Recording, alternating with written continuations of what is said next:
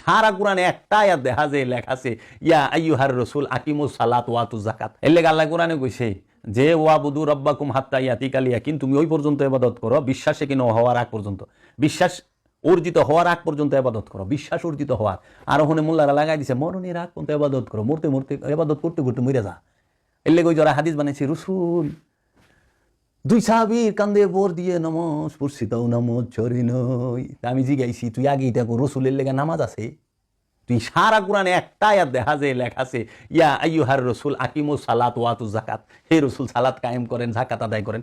যারা কয় রসুলের জন্য সালাত, রসুলের জন্য রসুল নামাজ পড়ছে, রসুলের জন্য সালাত, তাহারাই তো কোরআন বিরোধী কথা কয়। কারণ রসুল হলো গুরু, রসুল গুরু, আমান হইল ছাত্র। রসুল সালাত শিক্ষা দিবার আইছে, সালাত পড়বার আহে নাই, সালাত করবার আহে নাই। যে সালাত করে হ্যাঁ রসুল না, হ্যাঁ আমানু, বুঝছেন মা? এজন্য রসুলের ফাংশনই তো বুঝে না, গোড়াই তো গলত লেগে গেছে। রসুল কি আগে এটা বুঝো?